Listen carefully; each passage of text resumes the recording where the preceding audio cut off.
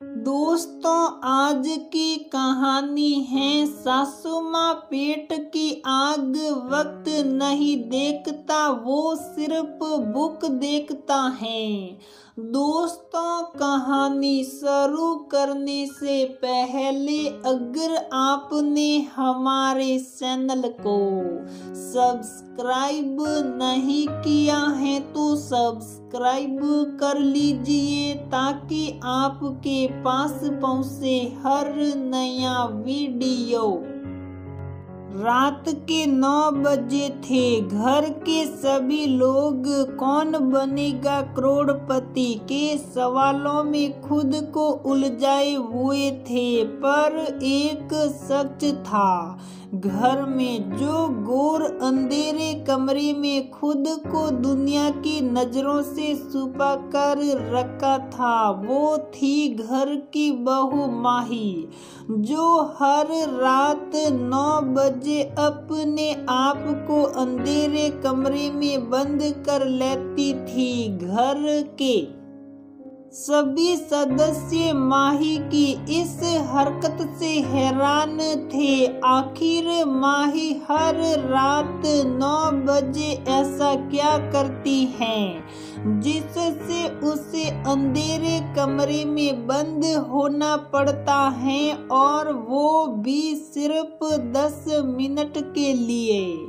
एक दिन जब माही सबकी नजरों से छुपते छुपाते अपने कमरे में जा रही थी, तब माही की सासू माँ संतोषी चुपके से माही के पीछे पीछे जाती हैं। जब माही खुद को कमरे में बंद कर लेती हैं, तब संतोष जी गार्डन के पिछले हिस्से में जाती हैं जहां माही के कमरे की खिड़कियां खुलती थी।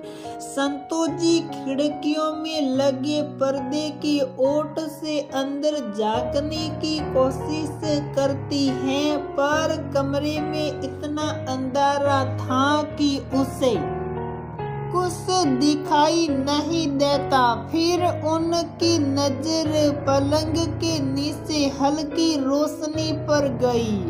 वो रोशनी सीधा माही के चेहरे पर रही थी, जिसे देखकर संतोष जी हैरान के साथ साथ थोड़ी उदास भी हो जाती हैं। उन्हें विश्वास नहीं हो रहा था अपनी आंखों पर कि माही कुछ ऐसा भी कर सकती है। बिना किसी आवाज के संतोष जी भागकर हॉल में जाती हैं जहां सभी टीवी देख रहे थे। बिना एक पल की देरी किए बगैर सभी को अपने साथ पीछे चलने को कहती हैं। सभी लोग बिना ज्यादा सवाल किए संतोष जी के पीछे पीछे जाते हैं और उसी खिड़की के पास जाकर खड़े हो जाते हैं। संतोष जी आहिस्ता आहिस्ता माही के कमरे की खिड़की का पर्दा हटाती हैं और जो कुछ सामने दिखता है उसे देखकर सभी हैरान हो जाते हैं। माही जल्दी जल्दी अपने मुंह में खाने का निवाला डाल रही थी और पानी से निगलती जा रही थी। उसको इस हरकत को देखकर माही का पति ऋषभ उसे तुरंत आवाज देता है, माही माही ये क्या कर रही हो, वो भी इस अंधेरे कमरे में। ऋषभ की अचानक आई आवाज से माही हड़बड़ा जाती हैं और इधर उधर देखने लगती हैं। तभी उसकी नजर खिड़की के बाहर खड़े सभी लोगों पर जाती है। सबकी नजरों में अपने लिए हैरानी देखकर माही जल्दी से खाने को छोड़कर खड़ी हो जाती हैं। तब तक ऋषभ भी दरवाजे पर आ जाता है।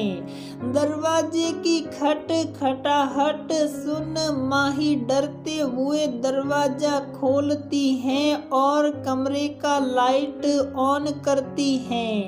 तब आश्चर्य से ऋषभ बोलता है, अरे माही, तुम इस तरह सबकी नजरों से छुपाकर सुपके क्यों खा रही थी? अरे खाना खाना ही था तो सबके सामने खाओ, यूं चोरी छुपके खाने का क्या मतलब है? हाँ बहू, ऐसे कौन छुपाकर खाता है, वो भी खाना?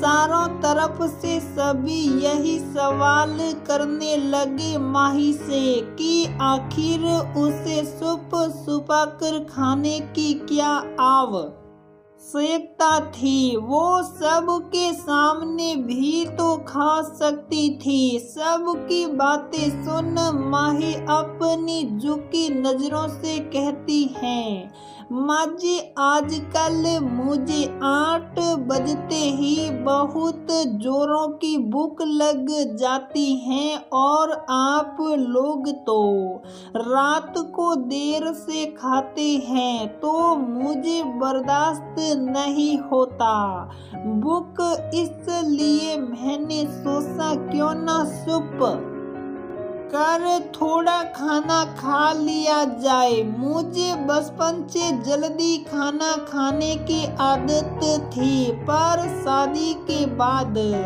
यहाँ सभी को देर से खाते देख मैं भूख से तड़प जाती थी। और माँ जी, आपने ही शादी के कुछ दिनों बाद कहा था ना कि हमारे यहाँ पहले घर के पुरुष खाते हैं फिर औरतें, नहीं तो खाना जूठा हो जाता है। पर मैं अपने पेट की आग को शांत नहीं कर पाई, इसलिए मैंने जब देखा कि टीवी पर कौन बनेगा करोड़पति आ रहा है और सब उसे देखने में मग्न हैं, तो मुझे मौका मिल गया अपनी भूख को शांत करने का।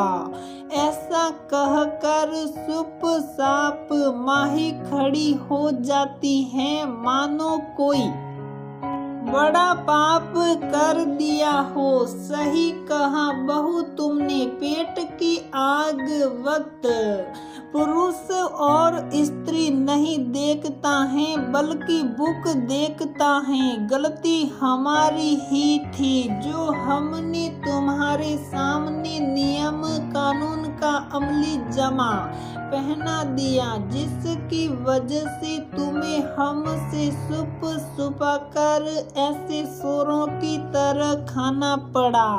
अफसोस करते हुए माही के ससुर जी कहते हैं। तभी माही की सासू माँ कहती हैं, बहू, मैं हंसी रोऊं या अफसोस करूं, मुझे कुछ समझ नहीं आ रहा है। माना कि मैंने ऐसा कहा था, पर तुझे कोई दिक्कत थी तो आकर बताना चाहिए था। मैं ये भी मानती हूँ कि मैं जो आज तक करती आई हूँ वो हमारी बहू बेटी नहीं कर सकती, पर इस तरह सबसे छुपा कर खाना मतलब मेरी गलती को दर्शाता है। मुझे इस बात का भी अफसोस है बहू कि तुमने हमें अब तक अपना नहीं समझा। अगर अपनी माता पिता की तरह मानती तो जरूर आकर मुझसे अपने दिल की बात बताती, पर कोई नहीं। बहू, गलती तो हमारी भी उतनी ही थी जितनी तुम्हारी। हमने भी तो बेटी और बहू में फर्क कर ही दिया। नहीं माँ जी, ऐसा कुछ नहीं है। मेरे मन में बस आपके नियम पर खरे उतरने की कोशिश कर रही थी, पर नहीं कर पाई। मुझे माफ कर दीजिए माँ जी। तभी माही के ससुर जी सास बहू को बीच में टोकते हुए कहते हैं, माफी तो अब एक ही शर्त पर मिलेगी बहू, जब कल से ठीक 9 बजे सब मिलकर एक साथ खाना खाएंगे। जी जरूर बाबूजी, मैं कल से सबका डिनर 9 बजे तैयार करके टेबल पर रख दूंगी और साथ मिलकर खाएंगे। ये हुई न बेटियों जैसी बात। अब जल्दी से खाना टेबल पर लगाओ, हम लोग हाथ मुंह धोकर आ रहे हैं। और हाँ बहू, अपना सोरी सिपे वाला खाना भी लेकर आना, क्योंकि मुझे खाने की बर्बादी बिल्कुल पसंद नहीं है। इस तरह माही के ससुर जी एक नई संकल्प की शुरुआत करते हैं, जहां बहू बेटी में कोई फर्क नहीं रहेगा और ना ही स्त्री पुरुष में कोई भेदभाव रहेगा। प्रिय दोस्तों, आज भी बहुत ऐसे घर हैं जहां इस तरह के नियम लागू हैं। वहां औरतें पुरुष से पहले खाना नहीं खा सकती, चाहे कितनी भी जोरों की भूख ही क्यों न लगी हो। ऐसे घरों में मेहमानों के साथ भी वैसा ही होता है जैसा कहानी में बताया गया है। मैंने ये अनुभव खुद भी महसूस किया है। एक बार मैं अपने दोस्त की बेटी के जन्मदिन पर गई, जहां हम औरतों को घर के पुरुषों के खाने के बाद खिलाया गया। मैंने जब देखा तो मुझे बहुत बुरा लगा और मैं वहां से बिना कुछ खाए अपने घर लौट आई, वो भी रात के 10 बजे। मैं तो मेहमान थी तो लौट आई, पर उस घर की स्त्रियां जो हर दिन अपने भूख की तिलांजलि देती हैं, उनका क्या?